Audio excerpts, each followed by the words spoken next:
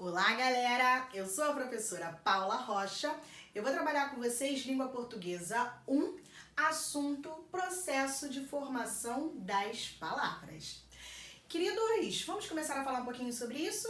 Então, o processo de formação das palavras vai trabalhar como as palavras da língua portuguesa são formadas, a partir de quais elementos que se encontraram, e que deram origem às palavras da nossa língua. Algumas palavras são compostas por apenas um elemento. Outras palavras podem ser formadas a partir da junção de vários elementos. Ok, professora, que elementos são esses? Como é que eu vou identificar os elementos que formaram as palavras da nossa língua? É exatamente isso que a gente vai começar a aprender agora. O primeiro elemento principal dentre as palavras da língua portuguesa se chama radical. Coloquei aqui no quadro para vocês. O que é o radical de uma palavra? Radical é a base significativa, ou seja, é a base de toda e qualquer palavra da nossa língua. É nessa parte da palavra que tem o significado dela, o sentido dela. Uma dica para você identificar o radical de uma palavra, por exemplo, é pegar várias outras palavras que vieram, que provieram a partir dela. Por exemplo, eu pego a palavra pedra, e aí eu quero saber até onde vai o radical dessa palavra pedra. E aí eu posso pensar palavras que derivaram da palavra pedra. E aí eu coloquei aqui no quadro para vocês. Pedreiro, pedrinha, eu poderia pensar ainda outras, mas vou me limitar a esses exemplos aqui, beleza? Nesse caso aqui, você repara um detalhe em comum entre as três palavras. Eu tenho aqui, olha, pedra, pedreiro, pedrinha. Nesses três casos, eu mantive uma base. Eu mantive até essa letra R. Por que eu mantive aí? Você consegue entender que essas três palavras têm uma base significativa, Giram em torno de um significado muito próximo, exatamente por conta dessa parte da palavra. Por exemplo, esse eiro, ele pode aparecer em várias outras palavras, como por exemplo, padeiro, como por exemplo, caseiro. Mas eu só sei que nesse caso aqui se refere a algo próximo à pedra por conta dessa parte da palavra. A mesma coisa ocorre aqui em casinha. Em pedrinha, desculpa, gente. A mesma coisa ocorre aqui em pedrinha. Essa parte aqui que tem o inha, eu só sei que se refere à palavra pedra por conta dessa parte aqui da palavra. Eu já estava até adiantando o exemplo, Por exemplo, esse inha poderia aparecer em casinha, em menininha, mas eu só sei que aqui está relacionada ao sentido de pedra por conta dessa parte aqui da palavra. Portanto, nesse caso aqui, o radical da palavra pedra, assim como a palavra pedreiro e pedrinha, vai até a letra R. Então é assim que eu consigo descobrir a base significativa, o radical das palavras. Por exemplo, eu pego a palavra casa, que eu já estava usando aqui para vocês. Eu posso ter casa, casebre, casinha, casarão. Pensa um pouquinho, você pode até escrever aí na sua folha. Até onde vai o radical da palavra casa? Até a letra S. Então eu tenho esse C, o A e o S. Esse é o radical, é a base de significado dessa palavra. Dente, por exemplo, eu posso pegar dentinho, dentuço, dentadura. Opa, professora, até onde vai o radical dessa palavra? Pensa comigo. A base de significado dela, até a letra T. Então é esse D, esse E e esse T, essas letrinhas iniciais que vão compor o radical da palavra dente. Então aqui a gente já consegue identificar qual é o radical de uma palavra da língua portuguesa. Podemos avançar mais um pouquinho. Aqui ao lado eu coloquei para vocês vogal temática. O que é vogal temática de uma palavra? Primeira informação importantíssima, só podem ser 3 vogais. A, E, O. Repetindo a informação, vogal temática, só podem ser 3 vogais. A, E, O. Como é que funciona isso? Essas 3 vogais, A, E, O, que se unem, que se juntam a um radical, serão chamadas de vogais temáticas. Agora, eu coloquei uma observação importante aqui para vocês. Reparem que acima dessas vogais A, E e O, eu coloquei essa observação em azul. O que é isso, professora? A, E e O só poderão ser vogais temáticas, primeiro, quando elas se juntarem ao radical de uma palavra. Segundo, quando elas forem átonas, ou seja, elas não podem estar acentuadas. Se tiver acentuada, já não é vogal temática. Então lembra disso. Só podem ser vogais temáticas se forem átonas. Vamos acompanhar os exemplos então.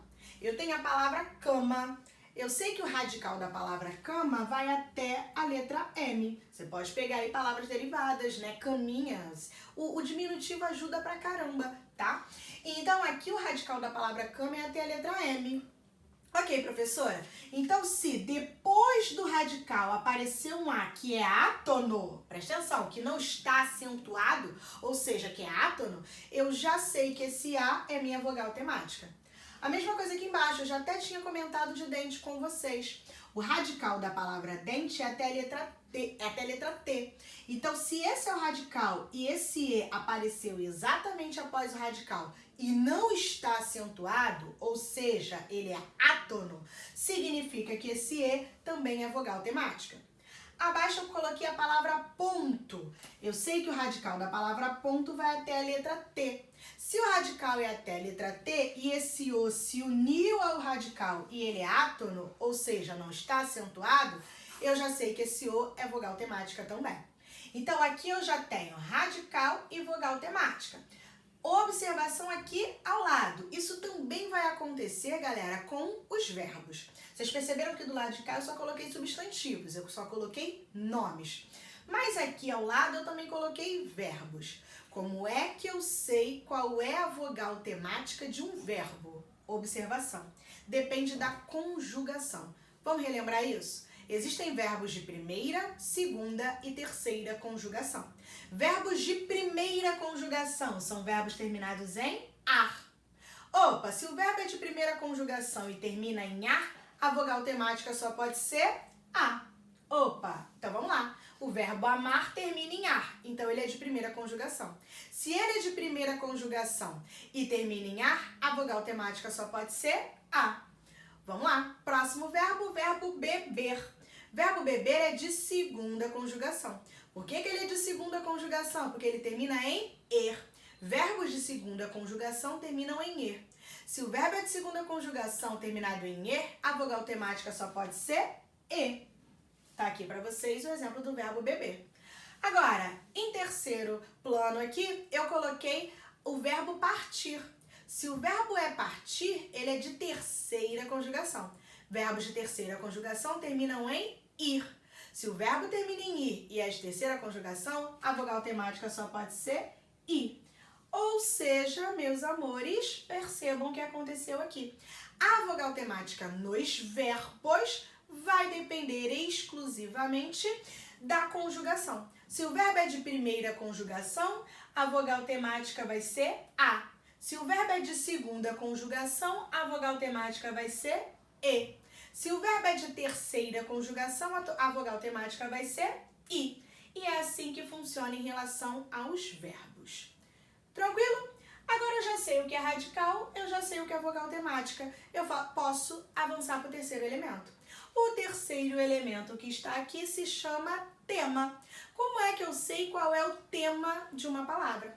O tema das palavras, galera, vai ser a junção de um radical com uma vogal temática. Toda vez que eu junto um radical e uma vogal temática, eu encontro o tema da minha palavra. Vamos perceber aqui em dois exemplos. Primeiro exemplo, eu coloquei para vocês a palavra pedraria. Então, vamos pensar comigo. Pedraria, opa, veio de pedra, né? A gente já sabe, o radical da palavra pedra é até a letra R. Isso eu já sei, ok?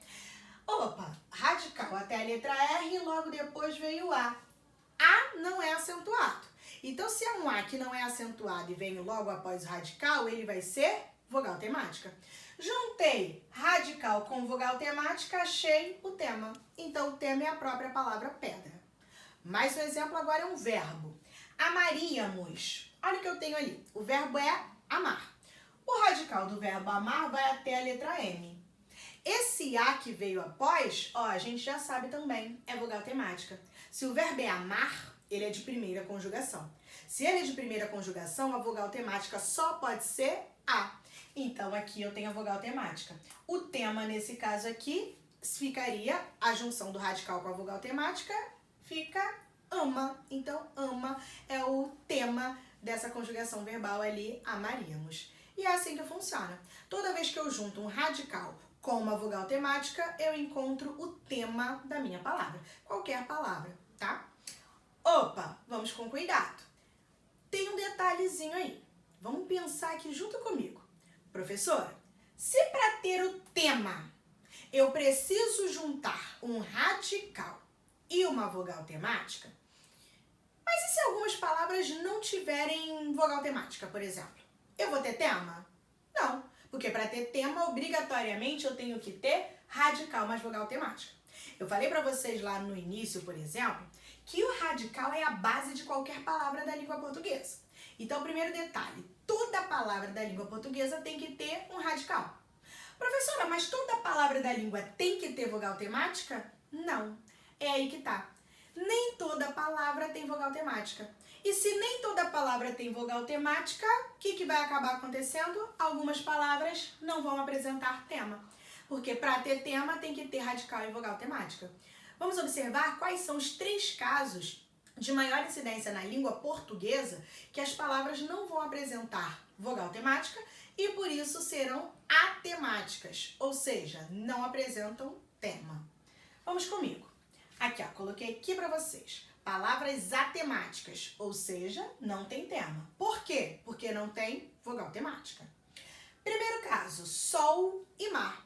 Por que nesse caso essas palavras não têm vogal temática? Porque elas terminam com consoante. Se a palavra terminou em consoante, é porque não vai ter vogal temática. Percebe isso? E aí, como é que isso funciona, professora? A palavra inteira é radical.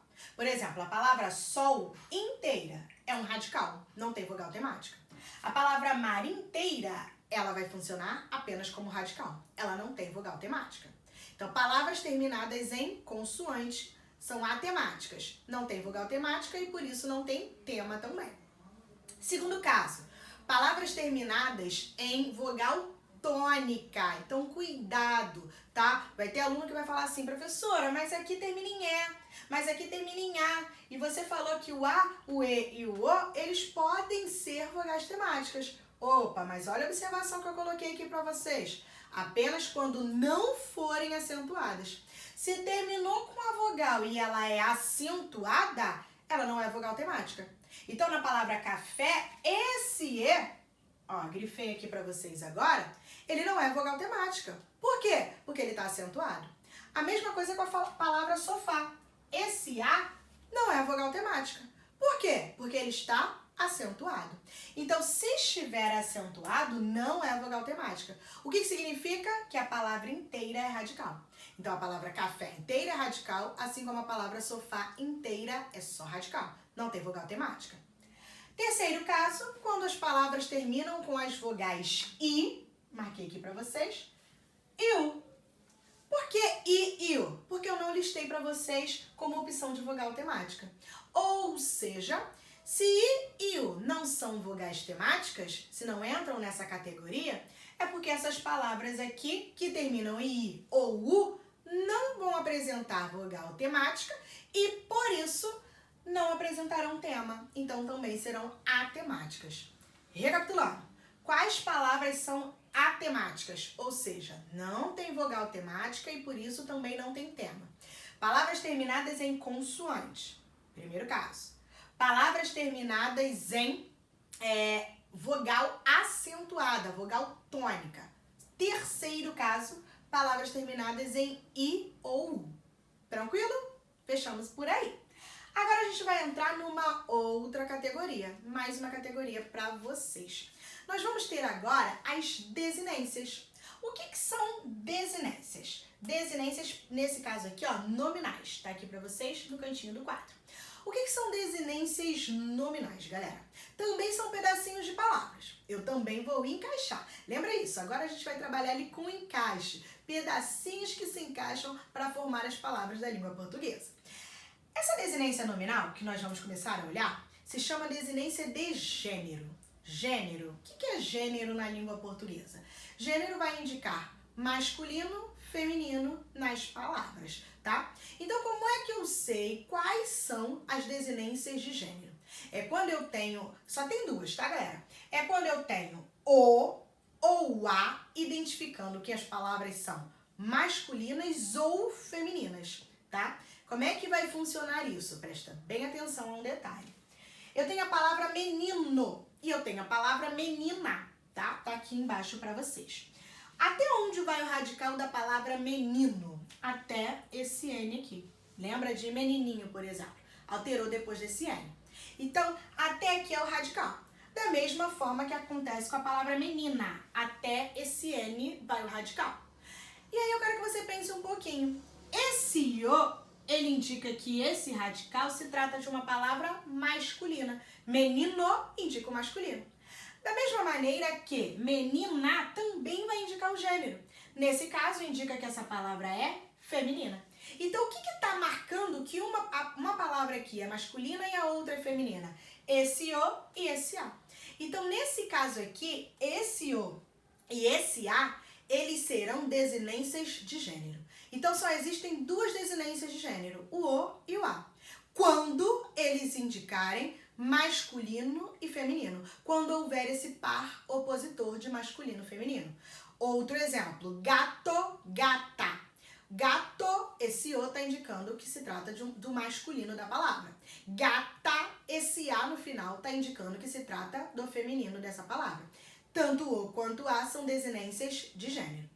E aí o aluno mais curioso vai pensar, ou já está pensando por aí o seguinte: ué, professora, veio depois do radical. Eu tenho o, eu tenho a, não estão acentuados. Isso aí não é vogal temática? Não. Quando indicar gênero, presta atenção, quando tiver o par opositor masculino e feminino, não é vogal temática. Eu considero que isso daqui vai ser desinência de gênero. Olha a diferença, coloquei aqui do lado para vocês. Por exemplo, eu coloquei prato e prata. Mesma coisa, vamos pensar. Prato, o radical é até a letra T. Prata, o radical é até a letra T também. Aí agora, depois do radical, eu tenho o e eu tenho a. Perguntinha que eu te faço. Prato é o masculino de prata? Prata é o feminino de prato? Tá indicando gênero isso daí? É um par opositor de gênero? Não. Opa, então você vai marcar normalmente. Isso aqui é uma vogal temática. Por que é uma vogal temática e não é uma desinência de gênero? Porque não está indicando um par opositor masculino-feminino. Por exemplo, quadro, quadra. Um é o masculino do outro, um é feminino do outro? Não. Então é vogal temática normalmente. Agora, nos casos os quais indicar diferença de masculino para feminino, aí eu considero que é desinência de gênero. Então fiquem muito atentos agora a esse pequeno detalhe. Vamos continuar?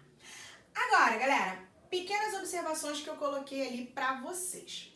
Nem sempre essa oposição de masculino e feminino, ela vai ser grifada apenas por uma desinência. Por exemplo, eu tenho a palavra homem, mulher. Homem é o masculino, mulher é o feminino. Mas ali é a desinência o e a que indica que uma é feminino e outra é masculino? Não. Eu tenho palavras completamente diferentes. Eu tenho homem, né? O radical é completamente diferente. Eu tenho mulher, é uma palavra completamente diferente. Não é um o ou um a que está decidindo ali quem é o masculino e quem é o feminino. Quando eu tenho nomes completamente diferentes para indicar o feminino do masculino, nesse caso aqui eu não vou apontar que tem desinência de gênero. Não. Nesse caso aqui, ó, se quiser pode até anotar aí. Eu vou indicar que isso daqui é uma heteronímia, com H no início, tá? O que é heteronímias? Heteronímia, lembra disso? Hétero vem de diferente, tá? Hétero, diferente. Homo, igual, lembra disso? Então, heteronímia equivale a nomes diferentes. Então, nesse caso aqui de homem e mulher, aconteceu heteronímia, porque os nomes são diferentes. Não é desinência de gênero. Segunda observação muito importante. Avô, avó. Você sabe que um é masculino, o outro é feminino. Você sabe que avô é masculino, avó é feminina. Beleza, mas eu tenho desinência ali marcando? Eu tenho o que tá marcando que é o masculino, o a que tá marcando que é o feminino? Não, eu não tenho isso. Como é que eu sei que um é masculino, o outro é feminino? Pensa aí. Pensou? Raciocinou aqui junto comigo? Opa, nesse caso aqui, eu sei que um é masculino e o outro é feminino exatamente por conta da acentuação. O O é fechado, né? Usei o acento circunflexo. O O é aberto, eu usei o acento agudo. Então, nesse caso aí, o que marcou o masculino e o feminino foi o som, foi o fone, o fonema. Quando eu tenho uma mudança de gênero, mas que não se dá por meio da desinência e sim por conta do som, da acentuação, eu chamo isso de metafonia. Se quiser, pode anotar aí também. Eu tenho uma marca, uma diferença de gênero por metafonia. De novo, metafonia. É quando a diferença de gênero se dá por meio da acentuação, tá? Então, avô e avó. Eu só sei que um é masculino e o outro é feminino devido ao som das palavras. Para fechar essa parte, eu tenho mais um exemplo bem aqui no cantinho, mas eu acho que dá para você enxergar. Eu tenho porco e eu tenho porca. Primeira coisa importante, eu sei que um é masculino, o outro é feminino. Nesse caso, tem desinência de gênero. Qual é a desinência de gênero aqui? O O, ó, acabei de grifar ali para vocês. O O vai indicar o masculino. É a desinência de gênero masculina. Ok. O A, acabei de grifar ali no cantinho para vocês. Esse A é a desinência de gênero. Ele indica o feminino. Mas percebam um detalhe ali. Além da desinência de gênero, eu também tenho uma diferença na pronúncia. Presta atenção. Porco, porca. Porco, porca. Porco eu pronuncio com esse O fechado. Porca eu pronuncio com o O aberto.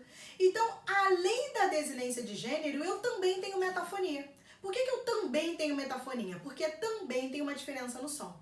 Então, presta atenção. A gente costuma dizer que nesse último caso de porco e porca, houve um reforço metafônico. Por quê?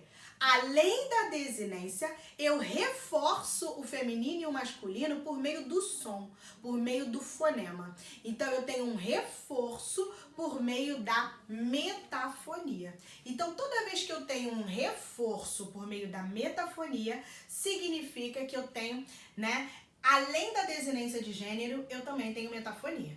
Então, ali tem as últimas observações.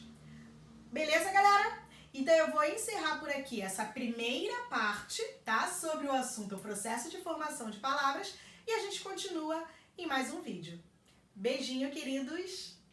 Fiquem na paz.